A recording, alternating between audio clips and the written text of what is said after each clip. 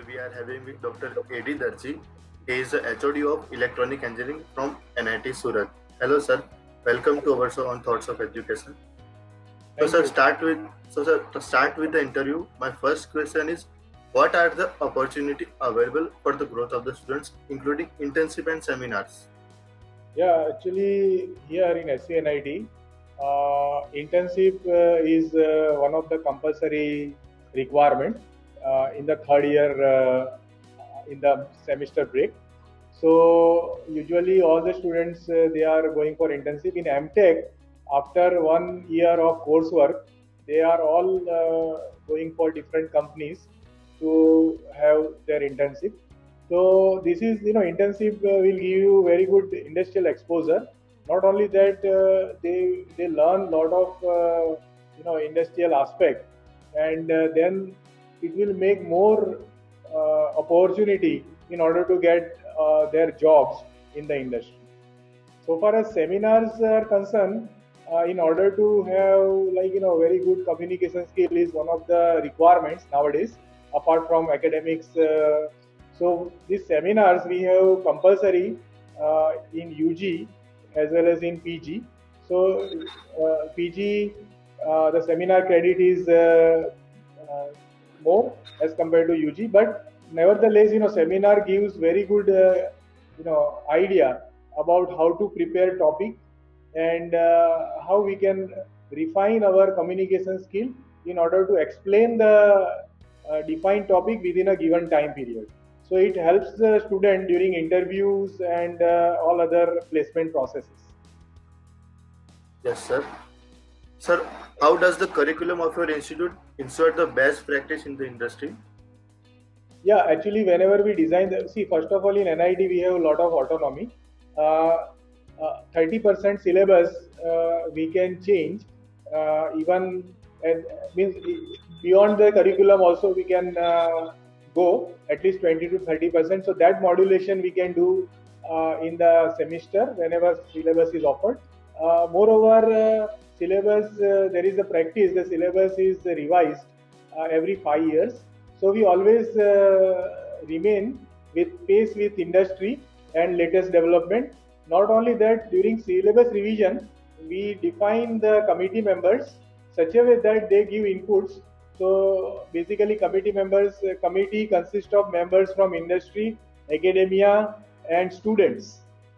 So whatever the syllabus outcome, it is defined very well, and most of the syllabus is we start with fundamental courses in first year and second year, and third year onwards the courses becoming we place the courses which are more industrial oriented and application oriented. So our syllabus is very well, and it is in every time we revise accordingly, accordance to the the way industry moves. So, and moreover, electives, we have flexibility. Let us say syllabus is not having any elective of current trend, then it is possible that just by approval of Senate in the earlier semester, we can offer it into the next semester, new syllabus. So, as per the demand. Yes, sir. So, move ahead to the next question. What do you think your role and responsibility of the university and the students are? See, basically heads. I am currently head of the electronics engineering department. So roles and responsibility, what we have to see. First of all, administrative part. If we look at, so whatever the rules regulation, academic rules regulation defined by higher authority or Senate. So my role is to implement in department with full faith. So that is number one. Second is I keep track of different research in particular domain area and try to inculcate that practices during seminar presentation, during practical, during tutorials, and I usually mentor all my faculty members so that they try level-based outcome for student. So basically, teaching learning process should be evolved as so new faculty members in electronics. This is everywhere. One problem is that the young faculty members are there because people get very good job. So we have relatively young faculty members. So we have to mentor them. The experienced faculty members mentor them, and accordingly teaching learning process will go on. Other responsibility, if I see, like I have to also look at psychological aspects of the student, not only like only academics. Thing is that nowadays students, they are very much agile. They are having lot of thoughts process in their mind. Sometimes they get depressed also because of not having good marks. So we have to motivate them, and saying that marks are not only, and we have supplementary examination, we have backlog examination. So we give 3 4 chances, before giving repeat. So repeat course. So this way, we have to motivate student, and we tell them to learn from the failure, to excel. Whatever courses you are doing, after having failure, you can more excel in that particular field. So like that, we motivate, and so many students, even having lower CGPA, they also got good placement at the end. So that type of figures we tell to students, so that they will go ahead with their practices. So that way, and we have to also teach them moral, ethics, apart from academics. So I feel as a head of the department, this is my responsibility and roles. Yes, sir. Sir, move ahead. What do you see your department's greatest strength? Yeah, actually, frankly speaking, we have very good infrastructure. Okay, we have state-of-art equipment in our softwares, in our laboratories. So that is first point. Second point, our faculty members, although the strength is low, but they are highly motivated and too much enthusiastic. So they always try to give students best.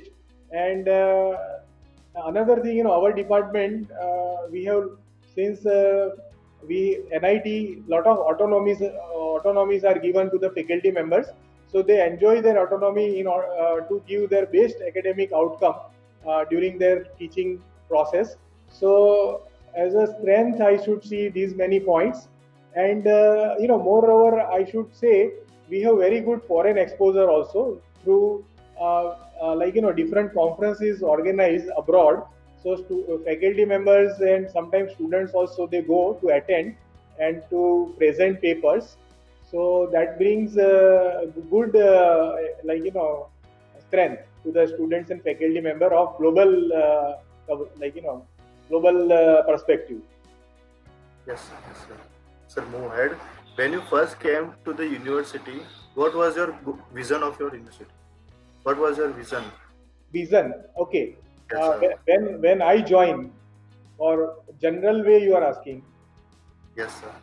Okay, so vision, our university vision is to produce a good manpower, technically good manpower, and they should also have good moral ethics for society.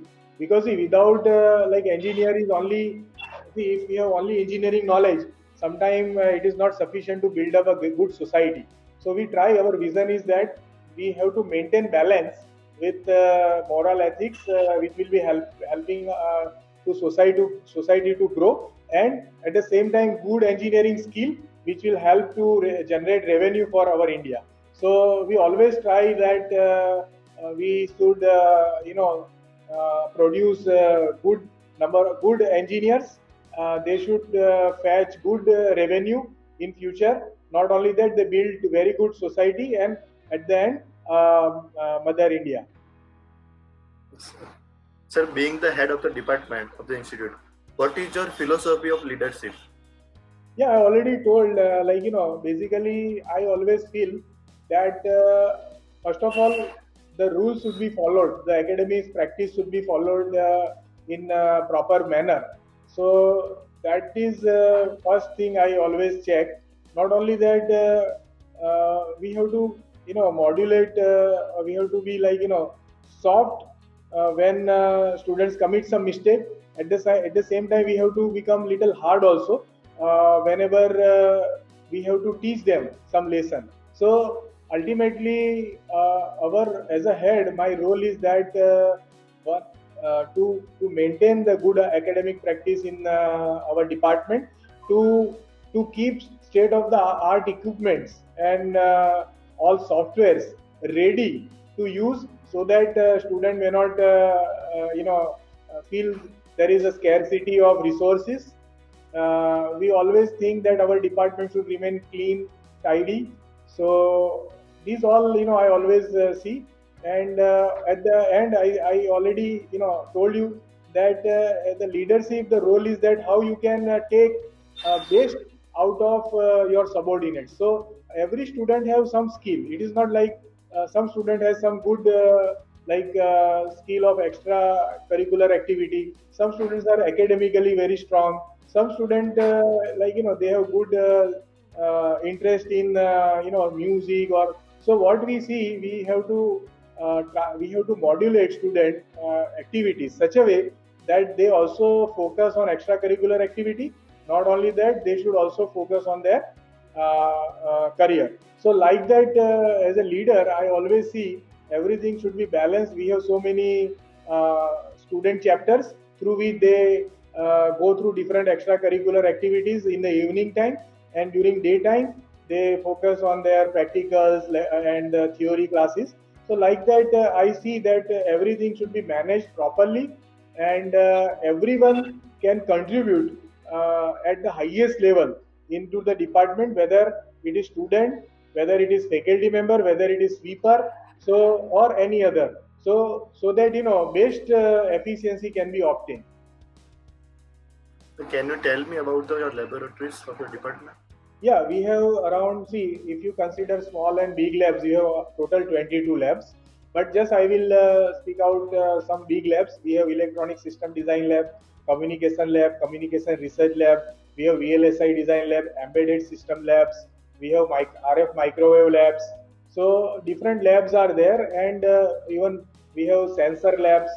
So these labs are, believe me, they are having very industrial oriented equipments, instruments, measuring instrument, as well as software. So that when student actually they go to industry, they will not feel that there is something they have lacked, or they are not able to keep pace with the industry. So that type of feeling will not be there, because students they learn all the state of art engineering through these our laboratories. They are very high end equipments, and they are all in working condition, very nice. And not only that, just want to share one thing, as you have just mentioned about these laboratories. See, earlier 10 years back, the batch size of student for setup of the laboratory, around 7-8 students used to be there. So that we minimize in last 10 years, only 2 to 3 students per setup. So and very big area. The laboratories are quite big, more than 1600 square feet. So basically, and only 30 students or 35 students are coming, and they have batches of group of 3 students. So like that, 2 to 3 students are working, and sometimes in some of the laboratory, independently students are working. Like we give independent lab setup. So that gives very good practical knowledge, which is very essential part of the engineering knowledge. So that is, I feel I take proud to share this thing, because in our because of good infrastructure in last 10 years we build up. We have very big laboratories where we can have many setups, and so that the student group size working on each laboratory setup is reduced now 2 to 3. Not only that, each laboratory we have number of manpowers we employ. Like we have one permanent faculty staff, then 1 or 2 teaching assistants, and PhD scholar and MTech scholar. So altogether 5-6 staffs are mentoring. They mentor laboratory accordingly. So there will be individual attention, and so that the laboratories will be done highly very nicely. So that is my point about laboratory. So I encourage students to join SCNIT for good laboratory knowledge. Yes, sir. Yes, sir. Sir, what are the key factors that keep you connected with the education sector of India? Yeah, actually, frankly speaking, when I started my career as a teacher or as a lecturer in engineering college, I thought means I felt it is not the good career. Basically, we should go to industry. That was my first thought. Uh, but later on, when I joined industry, I worked in wireless communication industry for a couple of years, and then I realized that if you really want to do research and development, some novel thought process, if you want to implement physically, and you want to see what is the result, then I think industry is not a best ground, because there some predefined work is given, especially in India electronics industry. If I talk about 20 years when I started my career, it is more like very much assembling the parts, and there are a lot of electronics import from outside. So literally, R&D component was very less. So actually, that is what motivating me even till today. I am still learner. So basically, that is possible in education sector. We learn, we implement new courses. Okay, we learn new practicals, then we give it to student. We learn through our research what are the issues, and we try to solve it out, so that keeps us busy and motivate in this particular process. And so that even I feel some of my batchmates, means I am talking about my classmates, those who are into industry, they are earning maybe 2 3 times more than me, but still I enjoy my profession because of having autonomy, and we can even nurture student. That is also the thing which is lacked in the industry. Here we can build the generation, okay, next generation. So that is my passion, that has become my passion, and ultimately it gives me fuel, and so that I keep connected after even 20 years in this industry. That's so good, sir. Sir, last question. Any suggestion you would like to the current youth or students? Any suggestion? Yeah, actually, see, I understand philosophy doesn't work without practice. So even I can talk few sentences, but I know it is very difficult to imbibe those things in real life. But nevertheless, what I felt, I just want to pass on one message to the student, that you have to just let us say maybe IQ level may not be same for each and every people or every student, but the courage, attitude, and hard working, I think that factors we can easily inculcate, and we may be then at par with any good engineer. So my always feeling is that one should, if one should is one should not think about not having anything. Uh, Let us say this resource is not there, or I am poor, or I am from this background. Let us forget all these things. If your attitude is good, and you are hardworking, then maybe you achieve anything in your life. And at the same time, you also have to think one important point nowadays. I just wish to give at this particular occasion to students, that always think, always try to imbibe moral and ethics in your life. So read let us say Bhagavad Gita or Quran, whatever, whatever your religion, because see, only academics will not build society. That is my feeling. So you should have some ethics in your life. So you should see wherever you can bring those ethics, and at least try to build your thought process on this on the ethics. Let us say we see so many youths, they are diverted to the wrong practices such as drugs addiction and stuff like that. So basically ultimately they spoil their career. So nowadays, in school level and in our education system, they do not teach too much on this line. So which is one of the very important aspect of the life. Let us say you become a very good engineer, but morally you are not strong, and ultimately you indulge into some difficult situations like this, then you will spoil your life. So basically, good engineers are required to build the nation in order to get good finance for nation. But at the same time, to build a good society, we need good human beings also. So how to become good human beings? That is one point. One has to always strive for that with the good academics. So that is a practice. So try to think, on this ground. I think it will be helpful to all the students, and it will give you good courage to fight at any point of time in the adverse situation in the life. Okay. Yes, sir. Definitely, definitely, sir. Okay. Thank you so much, sir. Thank you so much, sir.